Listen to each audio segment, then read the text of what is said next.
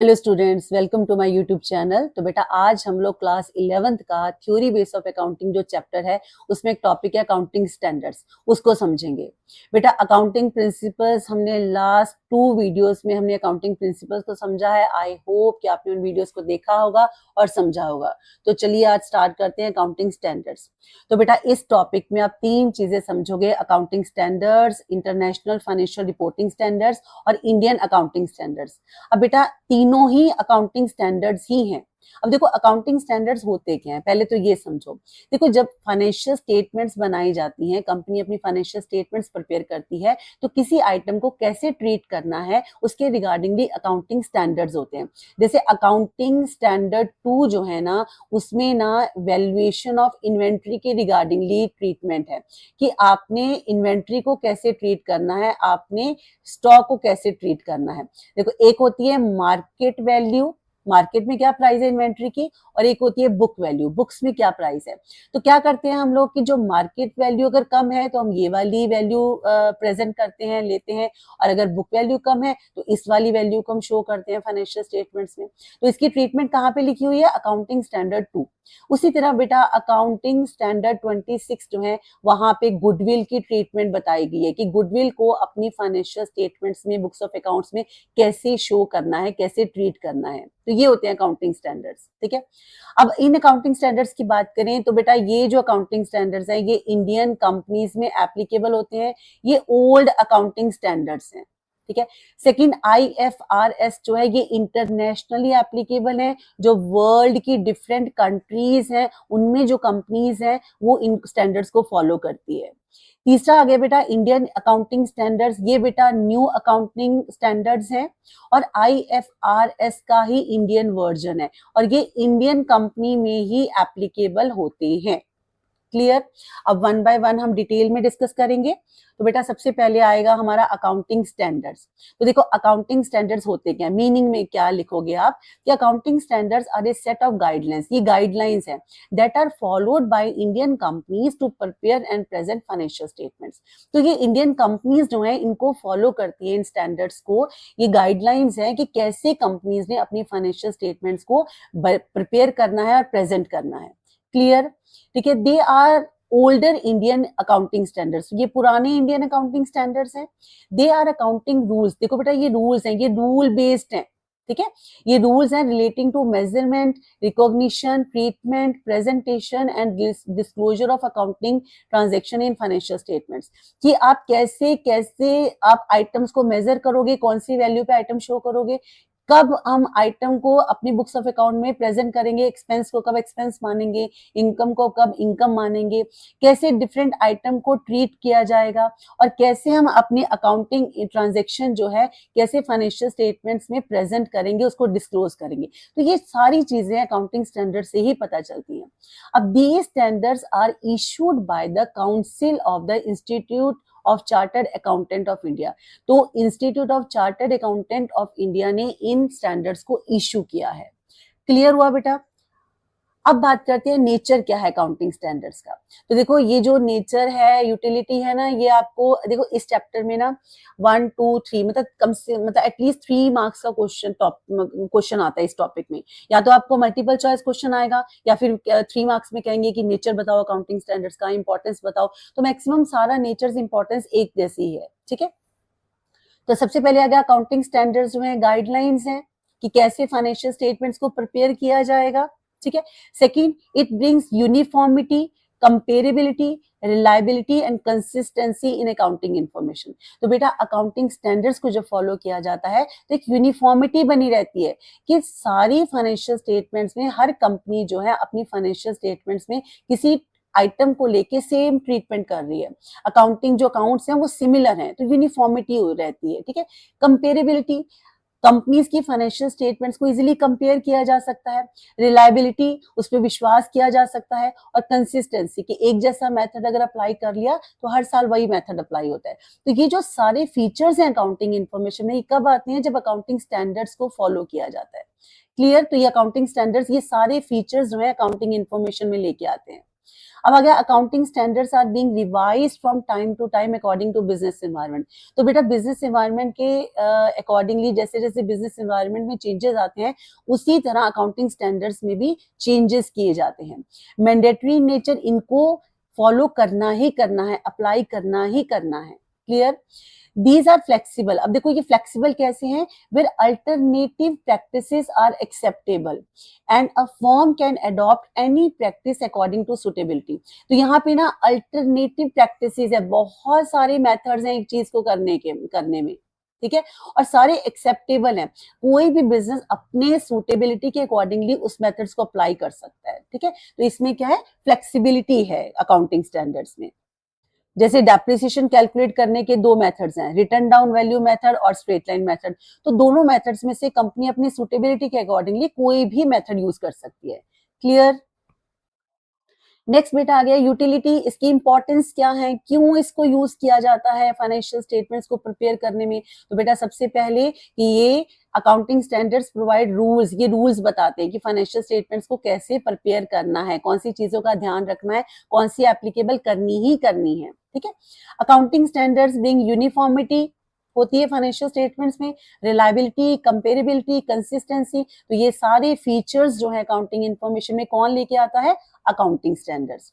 Next आ गया, it create confidence among the investors. जो इन्वेस्टर्स हैं जिन्होंने कंपनी में बिजनेस में पैसा लगाना है, उनमें कॉन्फिडेंस आता है कि ठीक है ये अकाउंटिंग स्टैंडर्ड्स को फॉलो किया जा रहा है, उसी के अकॉर्डिंगली फाइनेंशियल स्टेटमेंट्स बनाई गई हैं, तो ये सही होंगी, ठीक है। उन ये रिलायबल बनाती हैं अकाउंटिंग इंफॉर्मेशन को, फाइनेंशियल स्टेटमेंट्स को। और लास्ट हमारा accounting standards help auditor in auditing the accounts because of uniform practices and policies. तब लास्ट क्या है कि ऑडिटर जो है, जो ऑडिटिंग करता है, जो अकाउंट्स को चेक करता है, ठीक है, जो एंड ऑफ द ईयर देखता है कि जो ट्रांजेक्शंस रिकॉर्ड की हैं वो एविडेंस के बेस पे हैं, प्रॉपर रूल्स को फॉलो किया हुआ है, ठीक है। तो क्योंकि स्टैंडर्ड्स यूनिफॉर्मली अप्लाई हुए हैं, एक जैसे सारी कंपनी की फाइनेंशियल स्टेटमेंट एक जैसी हैं, ठीक है, तो ये ऑडिटर को हेल्प करता है कि वो इजिली उस अकाउंट्स की ऑडिटिंग कर पाते हैं और सही रिपोर्ट दे पाते हैं। तो क्लियर हुआ हमारा अकाउंटिंग स्टैंडर्ड। नेक्स्ट आ गया हमारा international financial reporting standard, IFRS।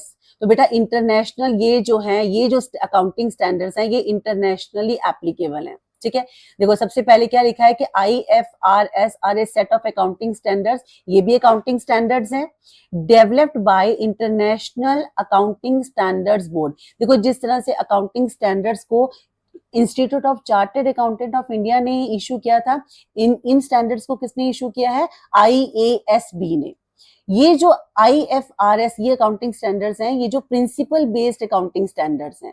और लास्ट हमारा IFRS इज फॉलोड इंटरनेशनली। जो वर्ल्ड की डिफरेंट कंट्रीज हैं उनमें ये स्टैंडर्ड्स फॉलो किए जाते हैं, उनकी जो कंपनीज हैं वो अपनी फाइनेंशियल स्टेटमेंट्स जो हैं इन्हीं स्टैंडर्ड्स के अकॉर्डिंगली प्रिपेयर करती है। क्लियर है बेटा? अब बेटा ये एग्जिस्टेंस में कैसे आया, ठीक है, ये IASB कैसे एग्जिस्टेंस में आया। तो बेटा सबसे पहले क्या है, ये हमारी है इंटरनेशनल अकाउंटिंग स्टैंडर्ड एक कमेटी होती थी जिसको कि 1973 में फॉर्म किया गया, और इस कमेटी ने 41 अकाउंटिंग स्टैंडर्ड्स इशू किए और एक फ्रेमवर्क इशू किया कि कैसे कंपनीज ने अपनी फाइनेंशियल स्टेटमेंट्स बनानी है।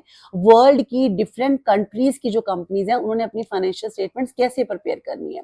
अब इनमें से जो 12 अकाउंटिंग स्टैंडर्ड्स हैं उनको तो पूरी तरह से खत्म कर दिया गया, और बाकी जो कुछ अकाउंटिंग स्टैंडर्ड्स हैं जिसको रिवाइज किया गया, उसमें कुछ चेंजेस किए गए। अब ये IASC ये जो कमेटी है, इसकी कमेटी थी स्टैंडर्ड इंटरप्रिटेशन कमेटी, ये SIC, किसके लिए, to interpret international accounting standard. तो बेटा ये जो इंटरनेशनल अकाउंटिंग स्टैंडर्ड्स है ना, ये जो अकाउंटिंग स्टैंडर्ड्स इस कमेटी ने इशू किए थे, इनको एक्सप्लेन कौन करता था, ये SIC, ठीक है ना। ये एक्सप्लेन करने का मतलब क्या है कि अगर इंटरनेशनल अकाउंटिंग स्टैंडर्ड्स किसी कंपनी को समझ में नहीं आ रहा है कि इस आइटम के रिगार्डिंगली कोई कंफ्यूजन है, इस स्टैंडर्ड्स को कैसे फॉलो किया जाए, तो इस स्टैंडर्ड को एक्सप्लेन जो करती थी ये कमेटी, उनको एक्सप्लेन करती थी कि कैसे आपने इन डिफरेंट स्टैंडर्ड्स को अपनी कंपनी में, अपनी फाइनेंशियल स्टेटमेंट्स में फॉलो करना है। क्लियर है? अब देखो इन 2021 में ये जो IASC है इनको रिप्लेस किया गया, इसकी जगह क्या आ गया, इंटरनेशनल अकाउंटिंग स्टैंडर्ड बोर्ड आ गया।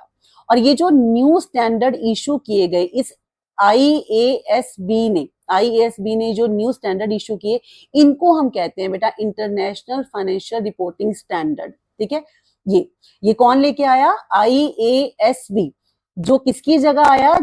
IASC की जगह ये इंटरनेशनल अकाउंटिंग स्टैंडर्ड बोर्ड ने इसकी जगह ले ली 2021 में, और इसने न्यू स्टैंडर्ड इशू किए जिसको हम IFRS कहते हैं। ये जो स्टैंडर्ड जो इंटरनेशनली एप्लीकेबल है। ठीक है, अब इनको एक्सप्लेन, अब इन स्टैंडर्ड्स में भी कई बार कंफ्यूजन हो सकती है, तो अगर कोई कंफ्यूजन है, इनको एक्सप्लेन कौन करता था? International financial reporting interpreting committee है ना, ये एस्टेब्लिश की गई, जो कि issued new interpretation known as IFRIC interpretation, कि अगर इन IFRS के स्टैंडर्ड्स को अगर नहीं एक्सप्लेन प्रॉपरली, इसको एक्सप्लेन किसने किया? इस कमेटी ने।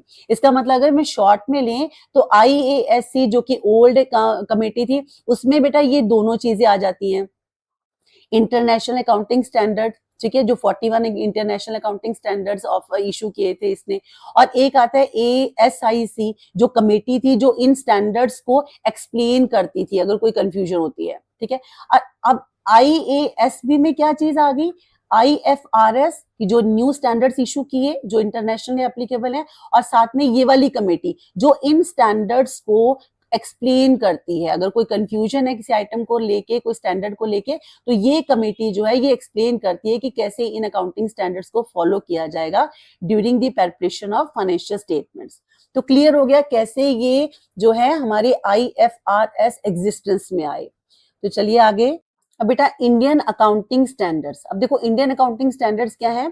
It is similar to IFRS, same ही है जैसे ये IFRS स्टैंडर्ड्स हैं, उसी तरह इंडियन अकाउंटिंग स्टैंडर्ड्स भी हैं, बट इसमें कुछ चेंजेस किए गए हैं according to Indian business environment और लॉ के अकॉर्डिंगली। तो ये क्या है? ये इंडियन वर्जन है IFRS का। अब बेटे बात ये है कि जो पहले हमने अकाउंटिंग स्टैंडर्ड डिस्कस किए थे, हमने क्या कहा था कि वो ओल्ड अकाउंटिंग स्टैंडर्ड्स हैं, वो इंडियन कंपनी में एप्लीकेबल है। अगर इंडियन कंपनी उन वो एप्लीकेबल करती है उन स्टैंडर्ड्स को, तो कोई भी बेटा जो फॉरेनर होगा वो इन्वेस्ट कैसे करेगा? उसको समझ में नहीं आएंगे।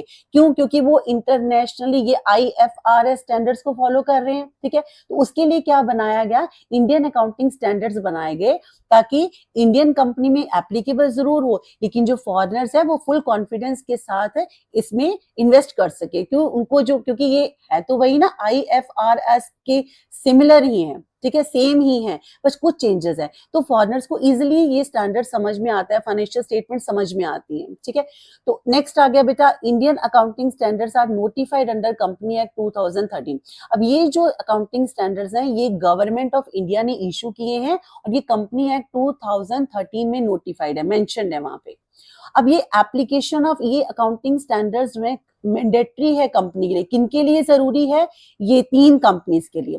अगर कोई कंपनी जो है स्टॉक एक्सचेंज ऑफ इंडिया में लिस्टेड है, तो उन कंपनीज के लिए ये इंडियन अकाउंटिंग स्टैंडर्ड्स की एप्लीकेबिलिटी बहुत जरूरी है। क्यों? क्योंकि स्टॉक एक्सचेंज में बेटे फॉरेनर्स भी इन्वेस्ट करते हैं, और वो कब इन्वेस्ट करेंगे? जब उनको फाइनेंशियल स्टेटमेंट स्टैंडर्ड समझ में आएंगे। ठीक है, तो ये इंडियन अकाउंटिंग स्टैंडर्ड्स जो है ये IFRS की तरह ही होते हैं स्टैंडर्ड्स, तो फॉरेनर्स को इजिली समझ में आते हैं।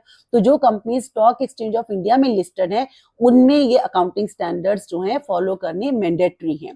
या फिर हैविंग नेटवर्क, जिन कंपनीज की नेटवर्क 250 करोड़ या उससे ज्यादा है, तो उनके लिए ये बहुत जरूरी है। और तीसरा हमारा आ गया their holding subsidiary and joint venture companies. ठीक है, अब होल्डिंग और सब्सिडरी, अगर एक कंपनी दूसरी किसी कंपनी के 50% से ज्यादा शेयर परचेज कर लेती है, तो वो क्या कहलाती है? Holding company. और जिसके शेयर परचेज किए होते हैं वो सब्सिडरी कहलाती है। तो दोनों कंपनीज में सेम इंडियन अकाउंटिंग स्टैंडर्ड्स ही एप्लीकेबल होने चाहिए। और जॉइंट वेंचर कंपनी, जब 2 कंपनीज मिलकर एक न्यू बिजनेस ओपन करती है, तो तीनों में क्या होना चाहिए? इंडियन अकाउंटिंग स्टैंडर्ड्स ही एप्लीकेबल होने चाहिए। बाकी जो है it is voluntary for other companies, बाकी जो इनको छोड़ के बाकी जो कंपनीज है उनकी वॉलंटरी है, वो अपनी मर्जी है उनकी। ठीक है, क्लियर हो गया। लेकिन बेटा अकाउंटिंग स्टैंडर्ड्स जो पहले ओल्ड वाले डिस्कस किए थे वो तो एप्लीकेबल होंगे ही होंगे। अगर इंडियन अकाउंटिंग स्टैंडर्ड्स एप्लीकेबल नहीं है, तो बाकी जो कंपनीज होंगी उनमें तो वो अकाउंटिंग स्टैंडर्ड्स एप्लीकेबल होंगे ही होंगे। क्लियर है? चलिए अब आ गया difference between accounting standards and Indian accounting standards. अब देखो अकाउंट पहला है अकाउंटिंग स्टैंडर्ड जो है रूल बेस्ड है और ये जो है ये प्रिंसिपल बेस्ड है। अब देखो बेटा रूल और प्रिंसिपल बेस्ड होते क्या है, देखो रूल जो होता है ना, रूल क्या होता है, रूल तो अप्लाई करना ही पड़ता है। जैसे ट्रैफिक रूल की बात करें तो रूल क्या है कि जैसे रेड लाइट आती है हमें रुकना है, लेकिन प्रिंसिपल क्या है कि हमें हमेशा सेफली ड्राइव करना चाहिए, ठीक है, हमें गाड़ी धीरे चलानी चाहिए, ये प्रिंसिपल्स है। दूसरी चीज अगर और बात करें तो जैसे एक रूल है, हम डेबिट एंड क्रेडिट के रूल की बात करें कि मॉडर्न क्लासिफिकेशन के अकॉर्डिंगली रूल है कि एसेट्स जब भी इंक्रीज होंगे डेबिट होंगे और जब डिक्रीज होंगे तो क्रेडिट होंगे, ये रूल है, ये अप्लाई करना ही करना है। और प्रिंसिपल्स क्या होते हैं कि हमें अपनी फाइनेंशियल स्टेटमेंट्स में हमेशा ट्रू पिक्चर शो करनी चाहिए, हमें कुछ भी सारी चीजें डिस्क्लोज करनी चाहिए ताकि फाइनेंशियल स्टेटमेंट्स में जो ट्रू पिक्चर शो करे कंपनी की, तो ये प्रिंसिपल्स हैं, ठीक है। तो ये अकाउंटिंग स्टैंडर्ड रूल बेस्ड है और ये हमारे Indian accounting standard principle based है। दूसरी चीज बचे ये हिस्टोरिकल कॉस्ट पे बेस्ड है, मतलब हिस्टोरिकल मतलब जिस चीज पे एसेट को परचेज किया होगा, किसी आइटम की जो हिस्टोरिकल कॉस्ट होगी, जो जिस पे परचेज प्राइस होगी उसी पे रिकॉर्डिंग होगी। लेकिन जो इंडियन अकाउंटिंग स्टैंडर्ड्स हैं बेटा ये फेयर वैल्यू कंसेप्ट है, यहाँ पे फेयर वैल्यू मतलब जो इस वक्त उसकी वैल्यू चल रही है प्रेजेंट, उसमें रिकॉर्ड किया जाता है। अब बच्चे लेकिन इसमें देखना है कि जो फाइनेंशियल इंस्ट्रूमेंट्स हैं ना, जैसे सिक्योरिटीज हैं, फाइनेंशियल सिक्योरिटीज, डिबेंचर हो गए, शेयर्स हो गए, ये सारी जो है इनको फेयर वैल्यू पे ही वैल्यूएशन होती है, इनकी फेयर वैल्यू पे शो किया जाता है। लेकिन एसेट्स और लाइबिलिटीज है ना, वो कईयों को फेयर वैल्यू पे शो किया जाता है पर कई जो है हिस्टोरिकल कॉस्ट पे भी बेस्ड होते हैं। तो ये चीज आपने ध्यान रखनी है, ये 1 मार्क्स के लिए बहुत इंपॉर्टेंट है, ठीक है। तो अगर लिखा होगा कि सिक्योरिटीज को छोड़ के बाकी एसेट्स को इंडियन स्टैंडर्ड में किस तरह से वैल्यूएशन की जाती है, तो वहां पे हिस्टोरिकल कॉस्ट अगर मतलब चॉइस होगी तो आप हिस्टोरिकल कॉस्ट ही चूज करोगे। नेक्स्ट बेटा आ गया ट्रेडिशनल, ये traditional accounting Indian accounting standards हैं, ट्रेडिशनल इंडियन अकाउंटिंग स्टैंडर्ड्स, बेटा ये स्टैंडर्ड्स है, ठीक है। अब ये इंडियन वर्जन है IFRS का, बस कुछ ही चेंजेस है इसमें। उसके बाद एप्लीकेबल जो है कंपनीज किन किन कंपनीज में एप्लीकेबल है, जहां पे इंडियन अकाउंटिंग स्टैंडर्ड्स एप्लीकेबल नहीं होते वहां पे अकाउंटिंग स्टैंडर्ड्स एप्लीकेबल हैं। और ये कहां पर एप्लीकेबल है, जो कंपनीज हमारी स्टॉक एक्सचेंज ऑफ इंडिया में लिस्टेड है या जिनकी नेटवर्थ 250 करोड़ या उससे ज्यादा है, या होल्डिंग या सब्सिडरी कंपनी या ज्वाइंट वेंचर कंपनी में, ठीक है। तो क्लियर हो गया हमारा accounting standard concept, I hope कि आपको समझ में आया होगा। तो अब हम नेक्स्ट चैप्टर्स के लिए आप वीडियो को लाइक करें और चैनल को सब्सक्राइब करें। Thank you very much.